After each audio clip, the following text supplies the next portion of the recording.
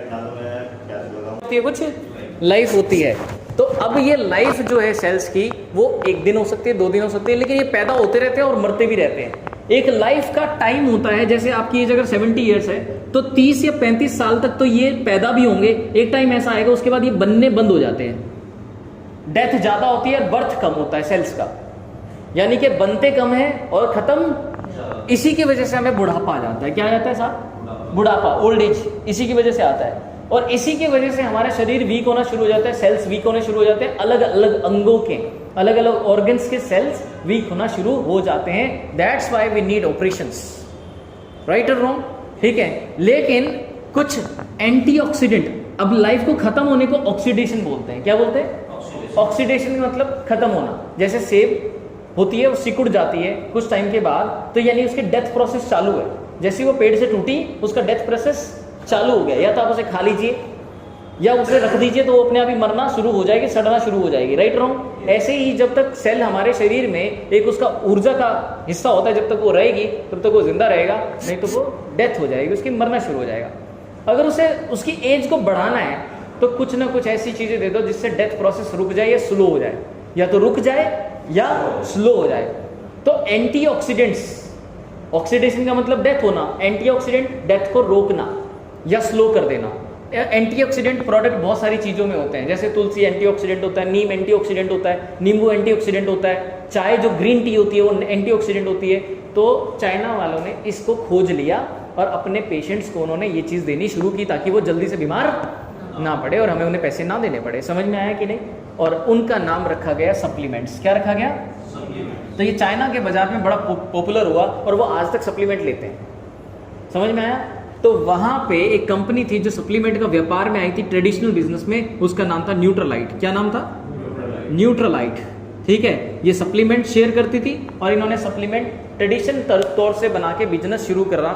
लेकिन बीच में इन्होंने क्या किया, एक स्कीम लगा के देखी, और वो स्कीम कैसी थी कि इन्होंने रिकॉर्ड करना शुरू किया कि इनके पेशेंट या जो इनके पास जो कंज्यूमर आ रहे हैं उनको इनके प्रोडक्ट के बारे में कैसे पता चला। तो जब इन्होंने फीडबैक लेने शुरू किया तो रिकॉर्ड करना शुरू किया। रिकॉर्ड करने पे ये पता लगा कि उन्होंने ना तो एडवर्टीजमेंट देख के प्रोडक्ट लिए थे, ना टीवी देख के वो प्रोडक्ट लिए थे, ना न्यूज़पेपर देख के वो प्रोडक्ट लिए थे, ना बैनर देख के वो प्रोडक्ट लिए थे, वो किसी के रेफरेंस से लिए थे क्योंकि उनको अच्छे रिजल्ट्स मिले थे। तो जिसने भी बताया, ज्यादातर इतना लोग बता रहे थे, उन्होंने क्या किया, फिर हम एड्स पे पैसा क्यों खर्च रहे हैं। कंपनी ने सोचा जो लोग हमारे रेफरेंस दे रहे हैं उनको हम क्यों ना 2% बांटे। कितना बांटे? 2%। ये समय उन्होंने कुछ समय तक ये चीज की, ये चीज उन्होंने कुछ समय तक की और उसके बाद उन्होंने इस चीज को क्या कर दिया, बंद कर दिया। क्या कर दिया? बंद कर दिया। और इनके कस्टमर और बढ़े, जब इनका बिजनेस बड़ा हुआ तो ये अपने नॉर्मल चीज पे आ गए। इन्होंने बीच में एक स्कीम लॉन्च करी थी। क्या लॉन्च करी थी? स्कीम। तो कुछ लोगों ने इसमें पैसे भी कमाए। इसमें से 2 लोग निकले, रिचर्ड डेवॉस और जे वैन एंडल। जे वैन एंडल, समझ में आया? 2 लोग निकले जो इसी कंपनी में न्यूट्रालाइट में काम कर रहे थे और अमेरिका चले गए। कहां चले गए? लेकिन उन्होंने अपने बिजनेस की मार्केटिंग जो शुरू की वो एक तरीके से शुरू की जो आज नेटवर्क मार्केटिंग का तरीका है। वो घर घर जाते थे और बोलते थे भाई साहब प्रोडक्ट यूज करके देखिए, अच्छा लगने पे शेयर कीजिएगा, अगर आप शेयर करते तो 2% मिलेगा। कितना मिलेगा? 2%। आपके बताने से अगर कोई लेता है। तो उन्होंने क्लीनिंग प्रोडक्ट से काम शुरू किया। किससे शुरू किया? देखते ही देखते कंपनी काफी बड़ी हो गई। 1950 और 60 के बीच में, ठीक है, एमवे जो थी वो रजिस्टर्ड नेटवर्क मार्केटिंग कंपनी बन गई और उन्होंने अपने बिजनेस दूसरे देशों में भी फ्लरिश करना शुरू किया। और देखते देखते कंपनी इतनी बड़ी हो गई कि जिस कंपनी से वो निकली थी न्यूट्रालाइट, सप्लीमेंट को भी उन्होंने साथ में ले लिया और वो सप्लीमेंट के बाजार में भी उतर गई, इसी को टेक ओवर कर लिया। इतनी बड़ी बन गई थी, न्यूट्रालाइट ब्रांड को ही टेक ओवर कर लिया। आज न्यूट्रालाइट इनके नाम से बिकता है सप्लीमेंट के बिजनेस में। समझ में आया? ठीक है, क्योंकि हर देश में हर घर में सप्लीमेंट तो चल सकते थे लेकिन वो क्लीनिंग प्रोडक्ट नहीं चल सकते, क्योंकि भारत में तो टाइल ये सब गाड़ी वाड़ी थी नहीं, तो बर्तन इतने भी कच्चे होते थे, हमारे मिट्टी के बर्तन होते थे, तो हम क्या करेंगे उन क्लीनिंग प्रोडक्ट का, हमारे किसी काम के नहीं थे। 1996-97 के दौरान एमवे ने भारत की धरती पर भी कदम रखना शुरू किया। उससे पहले मोदी केयर आ चुकी थी। मोदी जो थे बाहर जाके मोदी केयर लेके आ गए थे, उन्होंने बिजनेस स्टार्ट किया, अच्छे से स्टार्ट किया और आज भी मोदी केयर का अच्छा नाम है और एमवे का भी एक अच्छा नाम है। ये सब दोनों ने अच्छे से यहाँ पे स्टार्टअप की, होल्ड कर लिया नेटवर्क मार्केटिंग का, और यहाँ पे उन्होंने क्लीनिंग प्रोडक्ट भी लेके आने शुरू किए। अब एमवे के क्लीनिंग प्रोडक्ट एक जगह जाके फेल हो गए क्योंकि हमारे पास यहाँ पे गाय थी, भैंस थी, कार नहीं थी, और शुरू में कारों से ही शुरू हुआ था। क्लीनिंग प्रोडक्ट किसके काम थे? कारो वालों के। तो शुरू तो वहीं हुआ था, लेकिन पैसा तो सबको कमाना है, नीचे वालों को भी कमाना है। तो नीचे वालों के पास भी प्रोडक्ट तो पहुंचे, लेकिन उन्होंने अपनी गाय भैंसी नहलाई उससे, क्योंकि भाई प्रोडक्ट कहीं तो लगाना है। तो उन्होंने सोचा चलो कार तो हम धो नहीं पाएंगे, भैंसी धो लेते हैं। यस और नो? वो बोला यार इस प्रोडक्ट का हमारा कोई काम तो है नहीं। कोई मेरे जैसा शरारती आदमी आया, उसने बोला छोड़ो ना, प्रोडक्ट को बाईपास करो, पैसे दो, पैसे लगवाओ, पैसे कमाओ। तो उन्होंने सर्कुलेशन, मनी सर्कुलेशन चालू कर दिया। क्या कर दिया? तो 2002 से लेके 3 से लेके पूरा बंटाधार हुआ इस बिजनेस का। बहुत सारे लोगों ने स्कीमें चालू कर दी और इस बिजनेस के ऊपर गवर्नमेंट की कोई भी नज़र तब तक नहीं थी। 2015-16 में इसके ऊपर जो है वो गजट पास हुआ, भारत सरकार की इसकी नज़र पड़ी। अब ये एक रिकॉग्नाइज बिजनेस माना जाता है। उससे पहले इसे बिजनेस ही नहीं माना जाता था, इसे गेम माना जाता था, चिट फंड नाम भी मिले इसे, पिरामिड स्कीम, नए नए नाम निकले इसके, पैसा डबल करने वाली स्कीम। तो ये लोगों का सिर्फ और सिर्फ भ्रम था, एजुकेशन नहीं थी। इसीलिए कहते हैं नेटवर्क मार्केटिंग के बारे में सुना तो सबसे ज्यादा है, समझा सबसे कम है। क्लियर हो गया? तो ये बहुत सिंपल सी चीज है, ये नेटवर्क मार्केटिंग का पास्ट है। क्या ये नेटवर्क मार्केटिंग का पास्ट? आज नेटवर्क मार्केटिंग का प्रेजेंट है। क्या है? प्रेजेंट। प्रेजेंट भी उतना ही खराब है जितना खराब इसका पास्ट रहा है। लेकिन मैं आपको एक बात बता देता हूं, ये कंपनी जो एक देश से शुरू हुई थी आज सभी देशों में है। कई देश तो 96% तक व्यापार इसी की वजह से करते हैं। मलेशिया एक ऐसी कंट्री जिसमें 96% बिजनेस जो होता है डायरेक्ट सेलिंग से होता है। वो ज़्यादा लोग ज़्यादातर पैसा किससे कमाते हैं? डायरेक्ट सेलिंग से ही कमाते हैं। मेरी बात समझ में आ रही है कि नहीं आ रही? आ रही है, ठीक है। तो ये प्रेजेंट है इसका सब, ठीक है। सभी देशों में आज नेटवर्क मार्केटिंग बिजनेस धड़ल्ले से चलता है और बहुत तेजी से ग्रो करने वाली इंडस्ट्री है। या यही कह लीजिए बॉलीवुड के बाद सबसे बड़ी इंडस्ट्री यही कह सकते हैं, या बहुत सारी इंडस्ट्रियों के बाद इसका नंबर आता है। बहुत सारी इंडस्ट्रीज से ऊपर भी हैं, बहुत सारी इंडस्ट्रीज से नीचे भी हैं, बट ये भी आज एक सम्मानित इंडस्ट्री मानी जाने लगी है। लेकिन ये इंडस्ट्री गरीबों के लिए भी है, अमीरों के लिए भी। गरीबों के लिए अपॉर्चुनिटी है, लेकिन अपॉर्चुनिटी हमेशा उसके हाथ में आती है जो उसके बारे में शिक्षा लेता है। क्या लेता है? शिक्षा। बिना शिक्षा के लोग आ जाते हैं, कल जुड़ा आज जोड़ रहे हैं। रात रात में कौन सा ज्ञान आ गया हलवाई को? बिजनेसमैन बन के रात रात में वो हलवाई आ जाता है किसी के पास रिक्शा चलाने वाला आ रहा है, किसी के पास ऑटो चलाने वाला आ रहा है, किसी के पास डॉक्टर साहब आ गए नेटवर्क मार्केटिंग सिखाने, किसी के पास वकील आ गया। कल रात तक तो वकील था, आज बिजनेसमैन है। ऐसा रात रात में कौन सा इंजेक्शन ले लिया भाई, सारा ज्ञान आ गया उसे।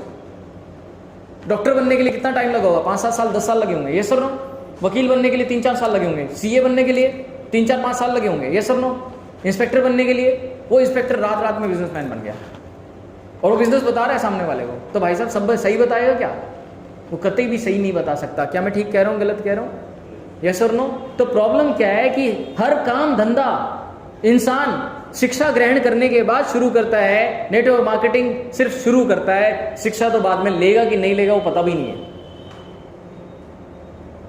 मेरी बात समझ में आ रही है? आ गया? क्लियर हो गया? तो यह प्रॉब्लम क्या है कि लक्ष्मी के पीछे तो भाग रहा है, लेकिन सरस्वती ठुकरा दी है। और सरस्वती को ठुकरा दिया जिसने, वो लक्ष्मी कभी ग्रहण नहीं कर सकता। सरस्वती ही मंजिल का रास्ता है, लक्ष्मी को प्राप्त किया जा सकता है सरस्वती ग्रहण करके। लेकिन अगर आप सरस्वती को यानी नॉलेज को यानी एजुकेशन को ठुकरा देते हो, बाईपास कर देते हो, लक्ष्मी को आप हाथ भी नहीं लगा सकते सर। 1% चांस है सिर्फ। कितना चांस है? वही नेटवर्क मार्केटिंग में कामयाबी का भी चांस है। लेकिन एक बात और बता देता हूं, जो 1% लोग लक्ष्मी तक पहुंचे हैं वो सब समझदार हैं, नॉलेज के साथ पहुंचे हैं, स्किल के साथ पहुंचे हैं, और यही विडंबना है इस बिजनेस की। लेकिन आने वाला दौर बदलता जा रहा है, स्मार्ट लड़के आते जा रहे हैं इस बिजनेस में, नया यंग जनरेशन आता जा रहा है, समझदार लोग आ रहे हैं, एजुकेटेड लोग आ रहे हैं, रिच लोग आ रहे हैं, जिसकी वजह से इसका इतिहास अब और ज्यादा बदलने वाला है। मेरे जैसा कोई एजुकेटर भी तो होगा जो लक्ष्मी के पहले सरस्वती की अहमियत रखता है। Are you getting my point और नॉट? तो Saraswati is very important, Lakshmi is less important. Lakshmi will definitely come after Saraswati. आप फोटो देख लेना, जहां लक्ष्मी की फोटो होगी उससे पहले सरस्वती की नीचे फोटो होगी, यानी सरस्वती पहले और लक्ष्मी बाद में। साथ में श्री गणेश जी भी होते हैं। मतलब नहीं जानते हम सब चीजों का, हमारे ग्रंथ हमें बहुत कुछ सिखाते हैं। गणेश जी ने सेक्रीफाइस किया था, तो you have to sacrifice also.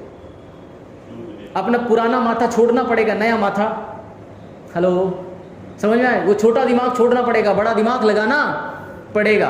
वो गणेश जी का पहले छोटा दिमाग था, जिसको आउट किसने किया था? शिव शंकर जी ने।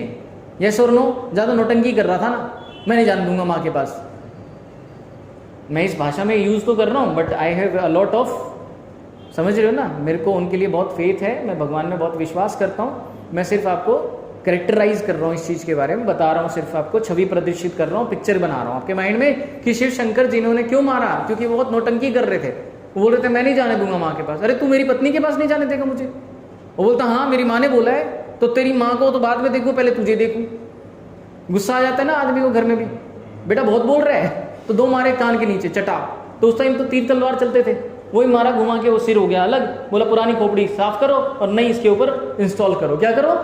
इंस्टॉल। ऐसे ही नेटवर्किंग में जब एक आदमी आता है तो मुझे उसका पहले क्या करना पड़ता है? मुंडी उड़ाना पड़ता है, पुरानी खोपड़ी, ये सर नो, और उसे धड़ से ही उड़ाया जाता है और नया जन्म नया जन्म होता है। गुरु के यहाँ जब भी जाओगे तो नया जन्म होता है। पुरानी जन्म की मृत्यु हो जाती है और नए जीवन की स्थापना हो जाती है। समझ में आया कि हमें 2 जन्म मिलते हैं। गुरु के पास जाने के बाद नया जन्म मिलता है, एक जन्म हमें माँ से मिलता है। जब हम माँ से जन्म लेते हैं हम शूद्र होते हैं, यानी अज्ञानी होते हैं, अल्प होते हैं, छोटे होते हैं, और गुरु के पास जाते हैं तो ब्राह्मण बनते हैं। क्या बनते हैं? इस दुनिया में 2 ही जात है, शूद्र और ब्राह्मण। जो ज्ञानी है वो ब्राह्मण, ठीक है, और जो अज्ञानी है वो शूद्र। पंडित जैसी कोई जात नहीं होती दुनिया में, पंडित नहीं है बीच में, जो क्षत्रिय वत्रिय जो भी आता है। ये शूद्र का मतलब ये नहीं होता कि ये जो होते हैं वो चूड़े चमार होते हैं। शूद्र का मतलब ये कभी नहीं होता। अज्ञानी आदमी जो होता है वो शूद्र होता है, जिसे ज्ञान प्राप्ति नहीं है। माँ के पेट से जितने लोगों ने जन्म लिया है, चाहे वो ब्राह्मण ही क्यों ना पैदा हो गया या पंडित ही क्यों ना पैदा हो गया, वो भी शूद्र है। वो भी क्या है? शूद्र है। और ब्राह्मण कोई भी हो सकता है, चाहे उसने जात में कहीं पे भी जन्म लिया हो। फर्क किस बात का है? नॉलेज का है। फर्क किस बात का है? ज्ञान का है। समझ में आया? तो ज्ञान अर्जित करिए तो ब्राह्मण हो जाएंगे, यानी ब्रह्मा से लीन हो जाएंगे, तो आप नेटवर्क मार्केटिंग में भी उस लेवल तक पहुंच जाएंगे, सुपरमैन बनेंगे। क्या बनेंगे? सुपरमैन। अंडरस्टूड और नॉट? किस किस को बात समझ में आ गई? आ गई? तो भविष्य के बारे में ये है सर, ये $1 बिलियन इंडस्ट्री बनने वाली है, बन चुकी है, मैं कह नहीं रहा हूं बनने वाली है। कहीं ना कहीं कमी ये है कि एजुकेशन सिस्टम जो दूसरी कंपनी या कंपनीज, जो दूसरी कंपनी या ऑलमोस्ट ऑल कंपनी, जो लोगों को भ्रम है कि एजुकेशन का सिस्टम का मतलब होता है सेमिनार, एजुकेशन का मतलब होता है कंपनी के बारे में नॉलेज, एजुकेशन का मतलब होता है एमडी के बारे में नॉलेज, कंपनी जो एजुकेशन का मतलब होता है प्रोडक्ट के बारे में नॉलेज, एजुकेशन का मतलब होता है डीपी और एमपी के बारे में नॉलेज। ये सब एजुकेशन नहीं है साहब, ये एजुकेशन ये नहीं होती। इसका मतलब एजुकेशन नहीं होता, इसका मतलब सिर्फ इतना होता है कि आपको उसके बारे में, अपने प्रोडक्ट के बारे में, अपनी चीज के बारे में जानकारी है या नहीं है। जैसे घर का एड्रेस पता होता है सब आदमियों को और अच्छे से एक्सप्लेन कर सकते हैं, भाई साहब इस गली में मुड़ना, इस गली में मुड़ना, इस गली में मुड़ना। ऐसे ही बस कंपनी के बारे में जानकारी होनी चाहिए, क्योंकि वो आपका घर है। आपको मेरी बात समझ में आ रही है? क्लियर हो गया कि नहीं? इसके अलावा नेटवर्क मार्केटिंग में ये एजुकेशन नहीं है, इसके और छोड़ के एजुकेशन बहुत ज़्यादा है। कैसे करना है, क्यों करना है, क्या होता है नेटवर्क मार्केटिंग, कैसे करेंगे, फॉलोअप कैसे करेंगे, क्लोजिंग, ये सब कुछ जानना बहुत लंबी है, बड़ी चौड़ी लंबी एजुकेशन है। ये बिजनेस की एजुकेशन है। क्लियर है कि नहीं? कितनी भी ले लो खत्म नहीं होगी। समुद्र है साहब, हम तो तालाबों के पीछे मर रहे हैं। समझ में आया कि नहीं? तालाब नहीं है, समुद्र है पूरा का पूरा। कितना भी नाप लो कम नहीं होता। जैसे नो, तो अथाह भंडार हमें चाहिए होगा, लेकिन इतना भी नहीं चाहिए। धीरे धीरे शुरू करेंगे, तालाबों से ही शुरू करेंगे और नदियों और समुद्रों में भी जाएंगे। क्लियर हुआ कि नहीं? यस, ठीक है। तो पहले तालाब को तो सही नाप लें। हाँ जी, सही है कि नहीं? और मैं तो ये कहूँगा तालाब को भी छोड़िए, चबच्चे की बात है। हरियाणा में होता है ना चबच्चा, ट्यूबवेल के सामने, शुरुआत वहाँ से करते हैं। क्लियर हो गया कि नहीं? तो मैंने ये बता दिया आपको इसके बारे में हिस्ट्री। क्लियर हो गया? आज का प्रेजेंट भी बता दिया, आने वाले भविष्य के बारे में मैं आपको ट्रेन कर रहा हूं और मैं आपको डुप्लीकेशन और नेटवर्क मार्केटिंग के लिए तैयार करूंगा। प्रोडक्ट मार्केटिंग के लिए, कंपनी मार्केटिंग के लिए, एमएलएम मार्केटिंग के लिए, डिस्काउंट मार्केटिंग के लिए, ठीक है, या फ्लैक्स ऑयल के लिए, इन सब चीज़ों के लिए तैयार करना मेरा काम आपसे नहीं है। और आप ये सब करने आए भी नहीं है। यहाँ पे आप पैसा कमाने आए हैं, आप यहाँ पे नेटवर्क बनाने आए हैं, उसी पे फोकस रखेंगे तो ज़्यादा बेटर होगा। हमें प्रोडक्ट बेचने की जरूरत नहीं है, प्रोडक्ट तो अपने आप बिकेगा, दुनिया भर का बिकेगा। यस और नो? जो प्रोडक्ट बेचते हैं वो प्रोडक्ट में रह जाएंगे और जो नेटवर्क बेचते हैं वो नेटवर्क बनाएंगे। डन और नॉट? यस। आइए फिर वो कहानी सुनाता हूँ जिसका आपको इंतजार है। सुने? कौन था?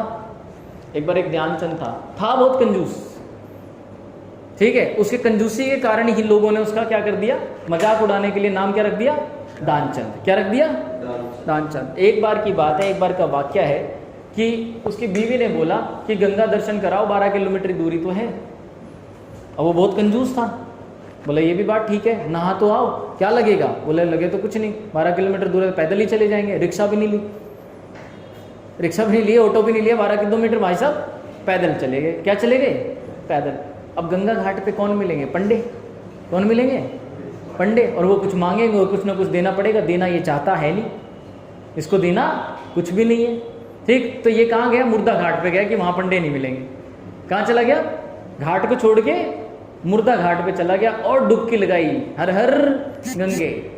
ठीक है, और जैसे ही बाहर निकला भगवान पंडे के रूप में वहां पे उसके सामने प्रकट हो के और बोले जजमान की जय हो। उसने तो आंखें खोली, चौंधे आ गया, समझा ये कहाँ से आ गया? बोले आप कौन? बोले हम पंडा। बोले यहाँ मुर्दा घाट भी नहीं छोड़ा? बोले अरे मुर्दा घाट की क्या बात है, घाटों पे तो पंडे रहते हैं, हम तो यहीं पड़े रहते हैं मुर्दा घाट पे। आपके जैसा कोई यजमान आ जाता है, 1 साल का हमारा खाने पीने का और रहने का क्या कर देता है? इंतजाम कर देता। बोलो 1 साल?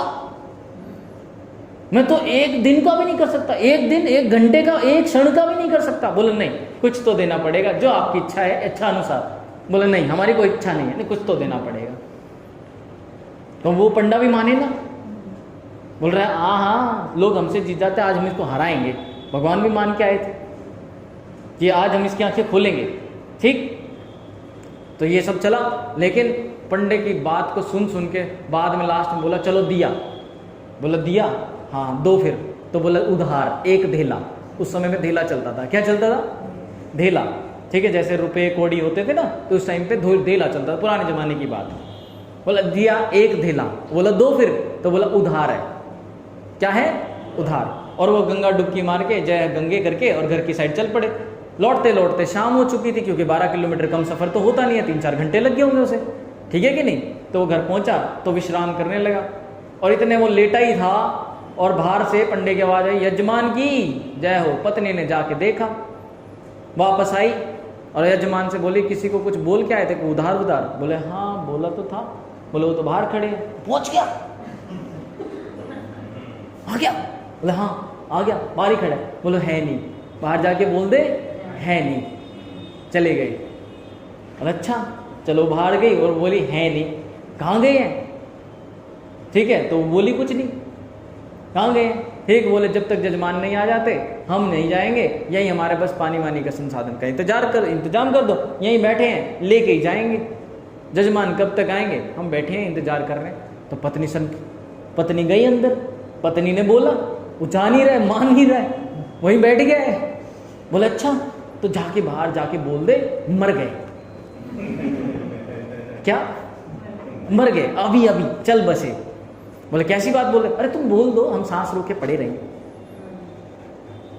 हम सांस रोके पड़े रहेंगे। ठीक, अच्छा। पत्नी ने जाके बोल दे तो मर गए। अच्छा मर गए जजमान, और जजमान के साथ ऐसा हो गया। पंडा का ये धर्म नहीं है, पंडा का धर्म है कि जब तक अंतिम संस्कार नहीं होता तो जजमान को छोड़ के कहीं भी नहीं जाएंगे। और तुम कहाँ रोती बिलकती गांव वालों को बुलाएंगे? गांव बहुत बड़ा है, हम ही बुला ले आते हैं। तो क्या किया वो सारे गांव को इतनी देर में उसने इकट्ठा कर दिया। गांव वाले तो आ गए और सब हथियार सब लेके आ गए, मतलब अर्थी जो भी था आचमन वाचमन करने के लिए सब, और लोगों ने उसे उठा दिया। और वो भी निकम्मा उठ नहीं रहा, अभी भी आंख मूंदे पड़ा है सांस रोके, और लोगों ने उसे बांधा अर्थी पे और उठा लिया और चलने लगे। अब पत्नी रोए कि मरे नहीं है, नाटक कर रहे हैं। और लोग क्या बोल रहे हैं कि ये तो तुम्हारा मुंह है, जाने वाले को कौन। और वो और जोर से रोए कि ये मरे नहीं है, सच में नहीं मरे हैं, नाटक कर रहे हैं। बोले तुम्हारा मुंह है, मरने वाले को कौन रोक सकता है। जो चला गया वापस लौट के राम नाम और नारा लगा के लोग तो चलने शुरू कर दिए। ठीक, और पत्नी पीछे पीछे, तो पंडा भी साथ साथ। तो जाके अग्नि ग्रहण को करने लगे। बोले तो बड़ा निकम्मा है, अग्नि की भी तैयारी होगी, और लोगों ने पानी वानी भी डाल दिया, वो डालते तो हैं ही। ठीक है, वो मटका फोड़ के वो पानी वानी सारा राउंड वाउंड काट दिया। अग्नि देने वाले थे, पंडे ने बोला हम जजमान की कानों में कुछ कहना चाहते हैं, मर जाएगा, उठ जाएगा, आग देने वाले। ठीक है, तो उन्होंने बोला हाँ जी बोलो आप पंडा हो, हम मंत्र फूकना चाहते हैं। तो कान में जाके पास में बोला कि लोग हमसे हार जाते हैं, आज हम तुमसे हार गए, आंखें खोलो हम भगवान हैं, पंडा के रूप में आए हैं। तो इसने सुना भगवान, तो आंखें खोली, तो जब खोली तो दिखा तो पंडा, इसने फिर आंखें नीच ली। बोले ऐसा विचित्र प्राणी नहीं देखा, हम तुम्हारे कंजूसी से प्रसन्न हुए, मांगो क्या मांगते हो, मांगो क्या मांगते हो, जो मांगोगे हम तुमको देंगे। बोले कुछ नहीं चाहिए, तो बोलो कुछ तो मांगो। बोलो जो तुम्हारी इच्छा है, बस धेला दियो छोड़। क्या दियो? धेला दियो छोड़, कुछ नहीं चाहिए, वो दौलत जो तुम्हारा उधार है वो छोड़ दो। उन्होंने बोला तथास्तु, और वो तुरंत खड़ा हो गया। समझ में आया कि नहीं? तो कभी कभी कंजूसियत की भी क्या होती है, हद होती है। हाँ, मेरी बात समझ रहे हैं कि नहीं समझ रहे?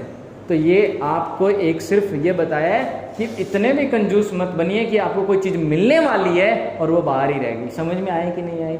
ज्ञान पे पैसा खर्चने से कभी घबराना नहीं चाहिए, क्योंकि जो जाएगा ज्ञान में वो लौट के आएगा, और विद्या मिलने से बढ़ती ही है। यस और नो? क्लियर हो गया? तो थोड़ा पैसा नेटवर्क मार्केटिंग में आपको ज्ञान पे ही खर्चना है, भागने पे नहीं खर्चना। होगा खर्च भगने पे, लेकिन सोच समझ के भगिए साहब। क्लियर हुआ कि नहीं? भागना जरूरी है, लेकिन किस दिशा में भागना है, कैसे भागना है, ये भी तो जानना जरूरी है। बिना जाने भागेंगे तो ठोकर खाएंगे और नुकसान आप ही का होगा। यस और नो? यस। तो आज की इसको मैं यही पूर्ण विराम देता हूँ, ठीक है? और हम अपना आज का जो छोटा सा काम वो कर लेते हैं।